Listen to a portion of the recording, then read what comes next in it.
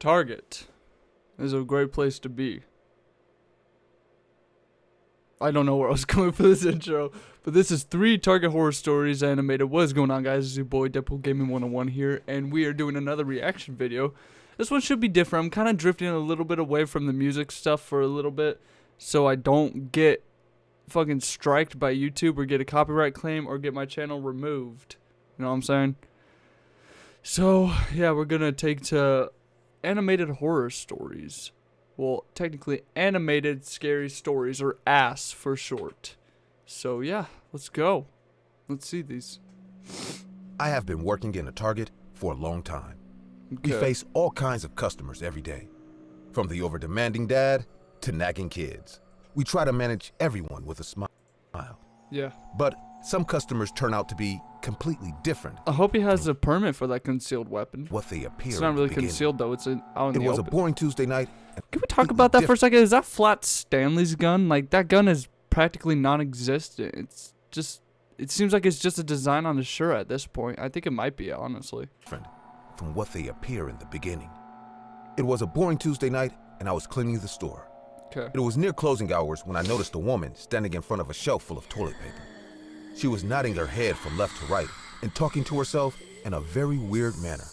I was stunned to see her I think the cameraman's having a seizure just looking at her. behave like that. I stopped working and stood there in awe. She suddenly turned back and said, "Melissa, don't you have work to do?" I am sorry, ma'am." I turned around awkwardly and started mopping the floor again. It took me a second to realize what just happened. Wait a minute. How did she know my name? I don't even know her. Probably because you have a name tag, you dumb bitch. And I'm pretty sure this is the first time we are meeting in person. I looked at her with a No, she confused doesn't. face and said, "Ma'am, how do you know my name?" She didn't reply, just stood there like before. I went to her and touched her shoulder when she suddenly broke free from her transient state and looked at me as if this is the first time she's seen me. "Can you please tell me where I will get the toilet paper?" "Ma'am, you are standing right next to them." She looked up at the stacked rolls of toilet paper and got extremely embarrassed. I could see in her eyes that, all this time standing there, she didn't even notice these rolls. Just being possessed. It was as if, all this time, she was in a different world. Yeah. I asked her again, "Ma'am, you didn't tell me. How do you know my name?" "What? I don't know your name. What are you saying? You just called me by my name. I don't even have a name tag." "Ma'am, are you feeling all right?" Yeah. I'm just going to finish shopping and go home. I am sorry if I startled you." The woman grabbed some toilet rolls and threw them in her cart. I could tell from her body language that she is aware of her weirdness, and she is trying to hide something at the same time. As soon as she went out of my sight, I felt the urge to keep an eye on her. I secretly followed her. She walked past the hardware section and went to the clothing department. At that moment, there were hardly 3 to 4 people in the store. The clothing section was completely empty. The woman was going through There's nothing scary about a clothing section being completely empty, but it's actually not. boys' t-shirts like a Oh, normal the ghost. person. A ghost apparel. I started organizing the shelves nearby and observed her with the corner of my eye. 3 minutes went by and she didn't do anything weird like before. I kind of lost my interest, thinking it was all just a coincidence.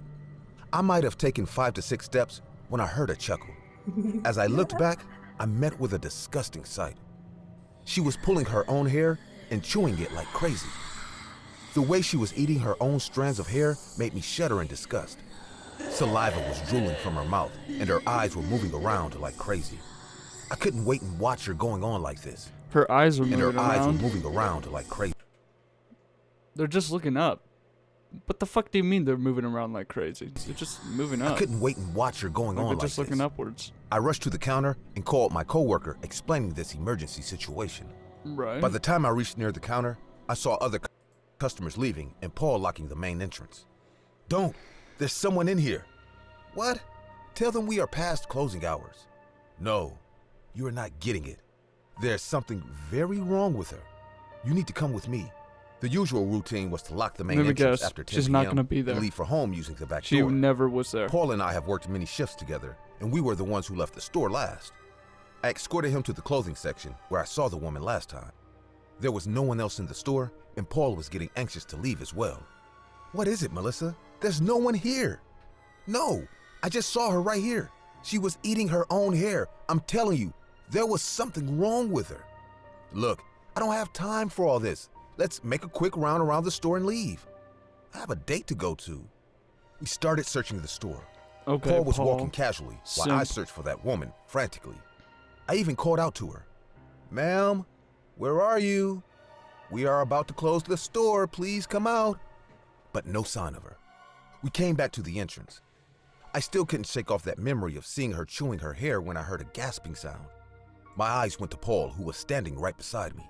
I noticed his face turning pale with an unknown fear. His eyes were stuck at something ahead of us.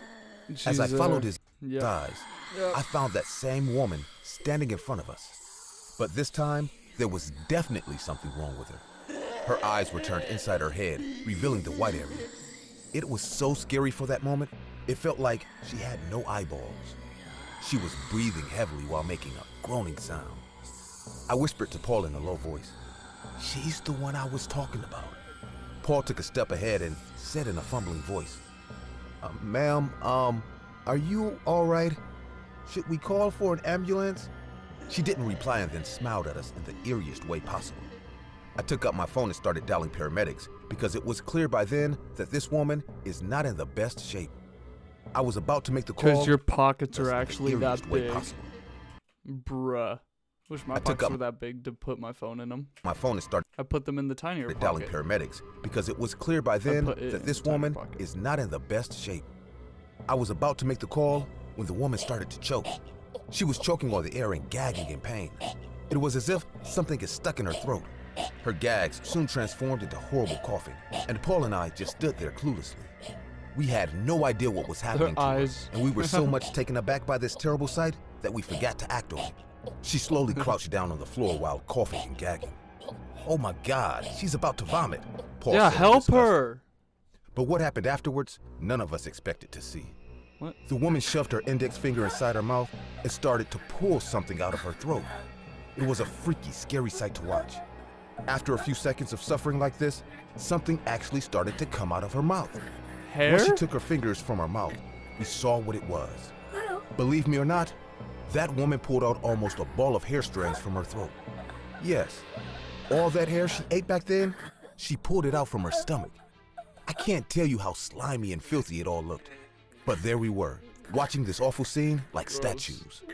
After discharging a pile of saliva-covered hairballs from her mouth, she got up and turned to Paul.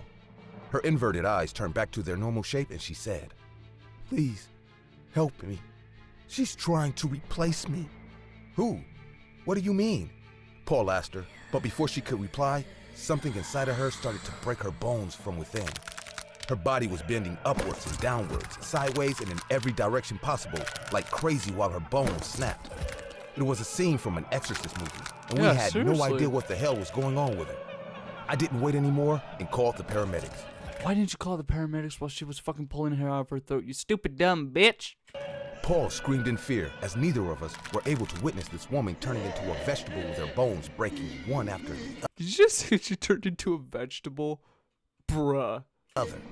By the time the paramedics reached us, she was lying on the floor, wrapped and folded like a garbage bag and barely breathing.